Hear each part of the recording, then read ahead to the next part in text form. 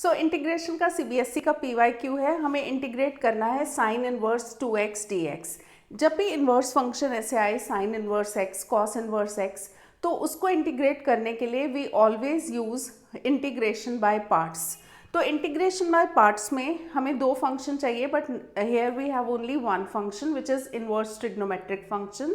तो we will take one as second function. जो ILATE का रूल होता है, तो आइलेट में I stands for inverse trigonometric, L stands for logarithmic function, A stands for algebraic,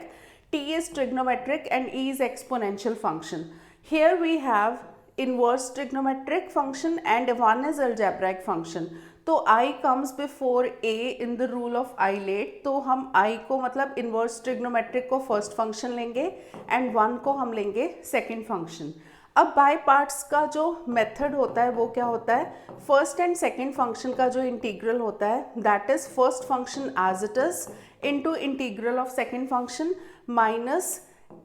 integral of derivative of first function into integral of second function, मतलब इस पूरे का integral. First function is sine inverse 2x, तो सबसे पहले sine inverse 2x as it is into integral of second function, that means integral of one which is x, तो यहाँ पे लिख देते हैं minus integral derivative of first function, derivative of sine inverse 2x। Derivative of sine inverse x होता है 1 upon root 1 minus x square. यहाँ पे हमारे पास x की जगह 2x है, तो 1 अपॉन रूट 1 माइनस 2x का होल स्क्वायर आ जाएगा विच इज़ 4x स्क्वायर, और साथ में चेन रूल के अकॉर्डिंग 2x का भी डेरिवेटिव होगा, क्योंकि x की जगह we have 2x as angle, तो 2x का भी डेरिवेटिव होगा, इट्स डेरिवेटिव इज 2, तो 2 भी आएगा इनटू यहाँ पे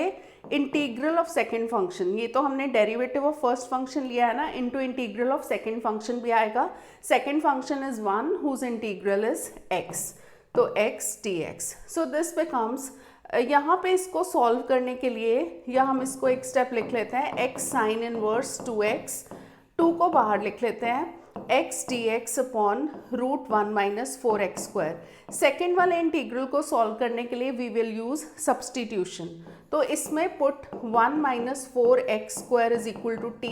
तो इसका जो डेरिवेटिव होगा x स्क्वायर का 2x होता है, तो यहाँ पे 1 का डेरिवेटिव विल बी 0, तो minus 8x dx is dt, तो x dx की जो वैल्यू आएगी वो आएगी minus 1 upon 8 dt। So this becomes x sine inverse 2x minus 2, x dx की जगह आएगा माइनस 1 अपॉन 8 dt, बाहर लिख देते हैं तो ये प्लस हो जाएगा 2 upon 8 dt upon root T.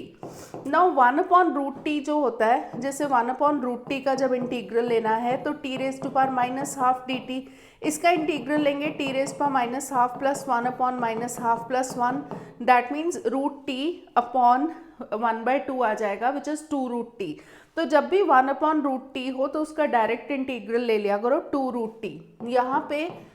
ये कैंसिल हो गया,